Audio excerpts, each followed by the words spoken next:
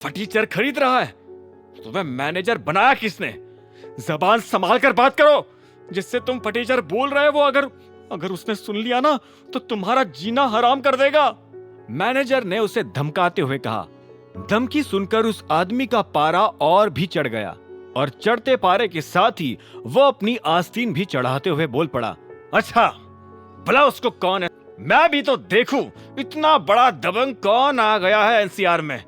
उस आदमी की नादानी देखकर मैनेजर ने उसे धीरे से समझाया, देखो भाई फालतू पंगा मत लो उससे, टाइगर का आदमी है वो, जरा समझो। टाइगर का नाम सुनते ही उस आदमी की रूह कांप गई और उसने फिर अपनी आस्तीन नीचे कर ली। उसे समझ नहीं आ रहा था कि अब वो क्या बोले या करे, इसीलिए मैनेजर से बिना नजर मिलाए वो थैंक यू बोलकर स्टोर से भाग निकला। मैनेजर ने उसे जाते देख सिर हिलाकर एक फीकी सी मुस्कान दी और उस घड़ी को पैक करके अपने कैबिन में आ गया। अभिनव सर, ये आपका गिफ्ट। अगेन जो भी हुआ उसके लिए हाथ जोड़कर माफी। It's okay. अभिनव ने अपना गिफ्ट लिया और फिर एक पल के लिए उस सिसकती हुई सेल्स गर्ल की ओर देखा। और तुम अपनी इंटीग्रिटी सुधारो, समझी? अभिनव को सेल्स गर्ल पर गुस्सा करते देख मैनेजर भी उसके ऊपर चढ़ गया। नहीं नहीं, तुम्हारी तो नौकरी गई। अब कंपनी में ऐसे लोगों की जगह है ही नहीं जिन्हें कस्टमर से बात करना नहीं आता।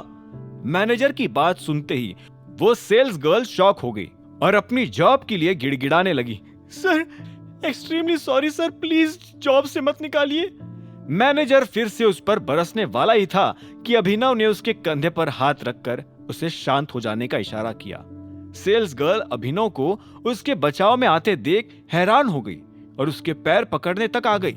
हालांकि अभिनव तुरंत ही स्टोर से बाहर निकल चुका था। वापस गुड़गांव जाते हुए अभिनव रास्ते में उस घड़ी की सुंदरता को ही बार बार देखे जा रहा था। वो जल्द से जल्द अलायना को फोन लगाकर इस गिफ्ट के लिए थैंक यू कहना चाहता था, लेकिन फिर उसे लगा कि शायद इटली में मौजूद अलायना फिलहाल किसी और काम में बिजी होगी।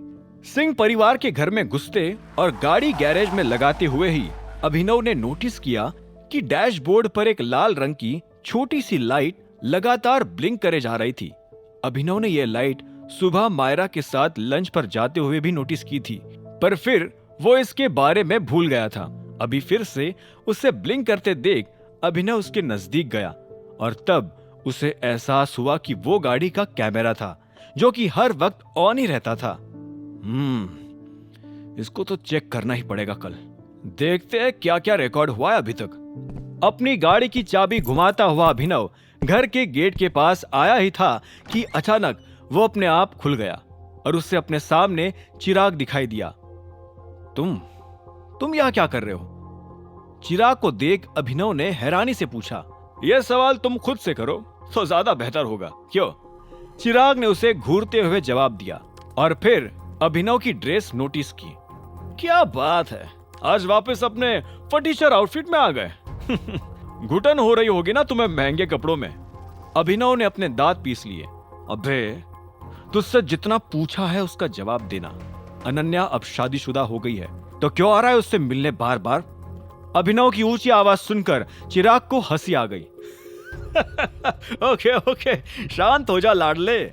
जितनी जल्दी शादी हुई है ना उससे भी जल्दी डाइवोर्स हो जाएगा। आखिर कब तक अनन्या तेरे जैसे भिखारी के साथ रहेगी?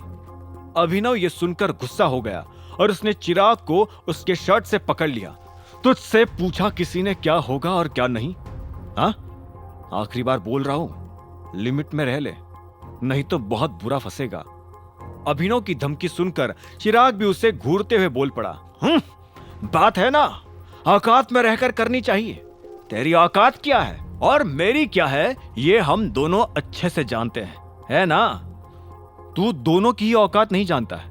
अगर मैं अपनी पर उतर आया ना तब तू तेरी असली औकात जान जाएगा। लास्ट वार्निंग, अनन्या से दूर। Got it? अभिनव की आंखों में आग साफ झलक रही थी।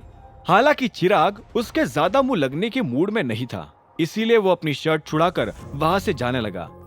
जाते जाते उसने ये भी कहा कि कुछ भी कर ले, लेकिन अनन्या सिर्फ मेरी होगी। अगर तू बीच में आया तो तुझे भी देख लूंगा। आगे की कहानी जानने के लिए देखें अगला एपिसोड सिर्फ पॉकेट एफएम के यूट्यूब चैनल पर, और द रिटर्न ऑफ टाइगर के सारे एपिसोड्स को सुनने के लिए डिस्क्रिप्शन में दी लिंक से डाउनलोड करें पॉकेट एफएम ऐप।